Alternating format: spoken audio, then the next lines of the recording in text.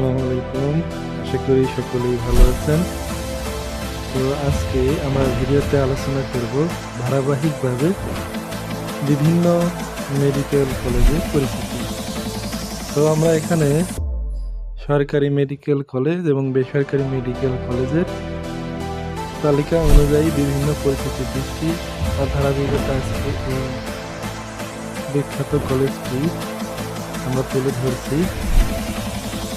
তোমাদের যাদের স্বপ্ন আছে যে মেডিকেলে ভর্তি হবে তাদেরকে আমি রিকোয়েস্ট করব অবশ্যই ট্রাই করবে সরকারিতে চান্স পাওয়ার, এবং এর জন্য মন প্রাণ দিয়ে চেষ্টা করতে হবে। দেখো, যদি বেসরকারিতে পড়ো তোমার কিন্তু অর্ধ কোটি টাকা খরচ হবে। তাই ইন্টারমিডিয়েট পাস করার পরেই বা যখনই ইন্টারমিডিয়েটে উঠবা তখনই রিকোয়েস্ট থাকবে তখন যত টাকাই খরচ হোক ভালোভাবে পড়তে, দরকার হয় প্রাইভেট পড়বে, কোচিং করবে, বা যেভাবেই হোক তোমাকে কিন্তু সরকারিতে চান্স পেতে হবে। কারণ সরকারিতে টাকা অনেক কম লাগে তোমরা জানো, এবং এখানে কিন্তু ইন্টার্নি ভাতা দেওয়া হয় 1 বছরে 2,40,000 টাকা। অর্থাৎ দেখা যায় যে প্রায় তুমি যদি সরকারিতে না পড়ে বেসরকারিতে পড়ো প্রায় তোমার 1 কোটি টাকা লস হয়ে যাবে। তো এরকম লস কি তুমি হতে দিবে? তাই যারা পারবে এসএসসিতে পড়ছো সায়েন্স নিয়ে বা ইন্টারমিডিয়েটে পড়ছো, ভবিষ্যতে ডাক্তার হওয়ার ইচ্ছা আছে, তাদের কাছে একটাই রিকোয়েস্ট থাকবে যে তোমরা যে করেই হোক সরকারিতে যেন চান্স হয়, এই চেষ্টাটা করবে। বাই চান্স কারো যদি সরকারিতে না হয় তাহলে সেক্ষেত্রে বেসরকারিতে মেধাবী ও দরিদ্র কোটা থাকে, সেখানে চান্স পাওয়ার চেষ্টা করবে। কারণ ওখানে চান্স পেলেও অনেক টাকা কম খরচ হয় এবং সরকারি মতোই প্রায় খরচ হয়।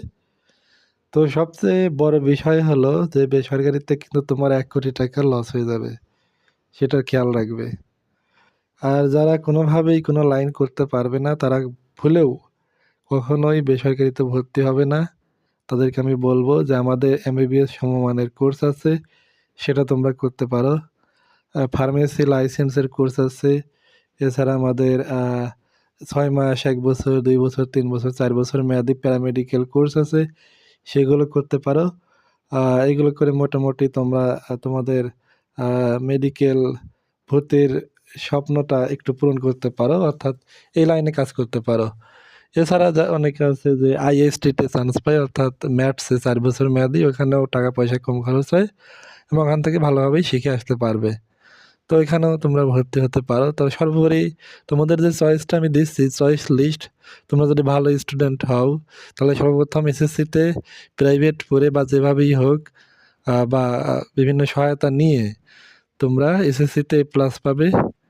দ্বিতীয় ধাপে এসএসসিতে যারা প্লাস পাবে তারা ইন্টারমিডিয়েটে ভালো করার চেষ্টা করবে, ইন্টারমিডিয়েটে যেন প্লাস পাও, ঠিক আছে?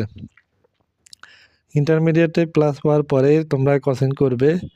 এখানে একটু টাকা পয়সা খরচ হয় হোক, কিন্তু কোচিং করে যেন সরকারিতে চান্স হয় সেভাবেই পড়বে। বাই এনি চান্স যদি সরকারিতে চান্স না হয় সেক্ষেত্রে তোমরা চেষ্টা করবে বেসরকারিতে দরিদ্র মেধা কোটায় পড়ার জন্য। বাই এনি চান্স এখানেও যদি তোমাদের চান্স না হয় তাহলে ভার্সিটিতে ট্রাই করবে বা সেকেন্ড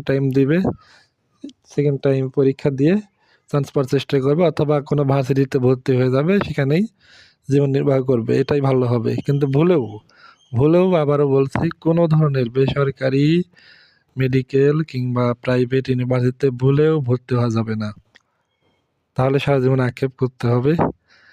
এবং তারপরে যদি তোমরা তেমন ভালো স্টুডেন্ট না হও কিন্তু ডাক্তার হওয়ার ইচ্ছা আছে, সেক্ষেত্রে তোমরা প্রথমেই এসএসসি পাস করে অথবা 8 পাস করেই প্যারামেডিকেলে ভর্তি হয়ে যাবে এবং দ্রুত কোনো ফার্মেসির দোকান দিয়ে দিবে বা অন্যান্য ব্যবসায় ঢুকে পড়বে। কোনোভাবেই মোহে পড়ে থাকা যাবে না যে আমি অত শিক্ষিত হব, এসব মোহে পড়ে থাকলে বিপদে পড়বে, ঠিক আছে? তো সবার জন্য শুভকামনা, সবাই বিভিন্ন লাইনে এগিয়ে যাও নিজেদের মতো করে। আসসালামু আলাইকুম।